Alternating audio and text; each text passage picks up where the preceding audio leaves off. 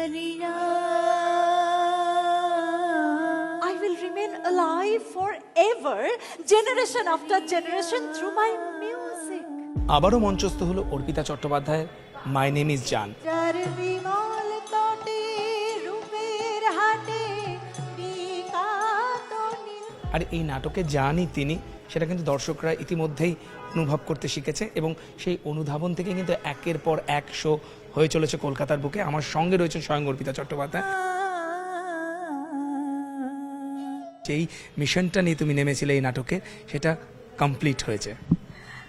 জানি না এখনো কমপ্লিট হয়েছে কিনা। এটা শিল্পীদের সবসময় ভালো লাগে, কারণ শিল্পীদের কাজ তো দর্শকদের জন্যে, তো দর্শকরা আসবে, দেখবে এবং তাদের ভালো লাগবে, এটাই একমাত্র উদ্দেশ্য। আর তো দ্বিতীয় তৃতীয় কোনো উদ্দেশ্য নেই। সেটা সিনেমা হলে হল ভরুক, মঞ্চ হলে অডিটোরিয়াম ভরুক, এটাতে সবসময় যে কোনো শিল্পীরই এটা এক্সপেকটেশন। বাট এখন অবধি হ্যাঁ, আমাদের অনেকগুলো শো হয়ে গেল, এবং শুধু কলকাতায় নয়, আমরা দিল্লিতে করেছি, হায়দ্রাবাদে করেছি, জার্মানিতে করেছি, স্টুটগার্টে করেছি। তো যেখানেই করেছি এখন অবধি ঈশ্বরের মানে আশীর্বাদে এবং দর্শকদের আশীর্বাদে দর্শকদের ভালো লেগেছে এখন অবধি।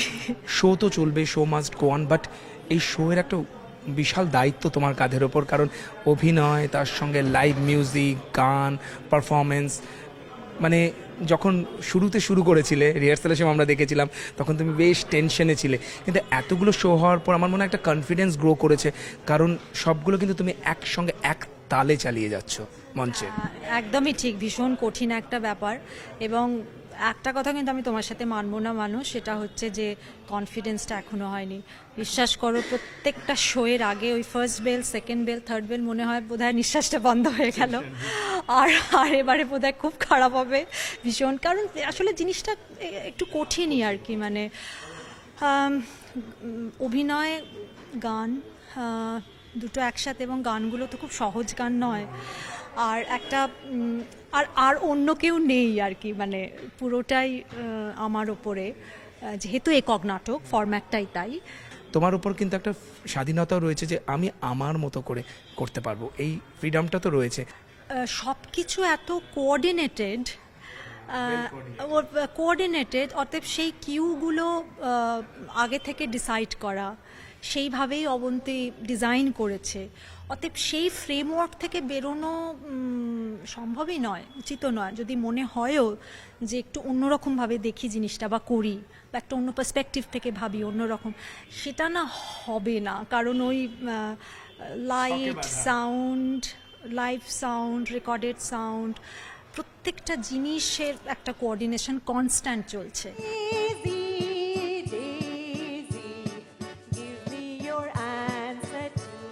এতগুলো গান যেহেতু রয়েছে পরপর, কখনো মনে হয়নি যে অনেকগুলো তো শো হলো, এবার ট্র্যাকে মিউজিক থাক, লিপসিং দেই? একদম ট্র্যাকে মিলিয়ে গাওয়াটা সম্ভব নয়। হ্যাঁ, বিস্তার, সেখানে হয়তো একটা আবর্ত কোনো একটা শোতে হয়তো কম হবে বা বেশি হবে। সেটা ওই লাইভ মিউজিশিয়ানদের সাথে আমার একটা বোঝাপড়া থাকে আর কি।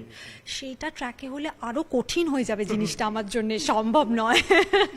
আজকের দিনেও কিন্তু গওহরজান অনেক বেশি প্রাসঙ্গিক। একদমই তাই। ওনার জীবন এবং ওনার জীবন যুদ্ধ আমার মনে হয় যে লোককে অনেক মোটিভেট করবে, বিশেষ করে মহিলাদের মোটিভেট করবে, যে অনেক প্রতিবন্ধকতা সত্ত্বেও উনি যেভাবে এগিয়ে গিয়েছিলেন নিজের আইডেন্টিটি তৈরি করার জন্যে, সেই সময়টা অনেক বেশি কঠিন ছিল, ওনাকে অনেক বেশি স্ট্রাগল করতে হয়েছিল।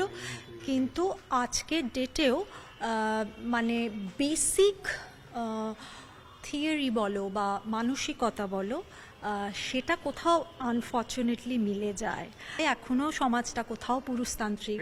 অর্পিতা চট্টোপাধ্যায় কি ভবিষ্যতে প্লেব্যাক সিঙ্গার হিসেবে গান গাইবেন?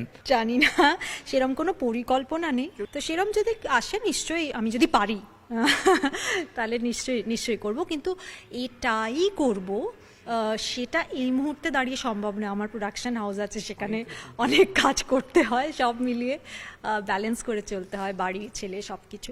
Thank you so much. ক্যামেরায় সুব্রত জানার সঙ্গে মানস বসাক, নিউজ 18 বাংলা।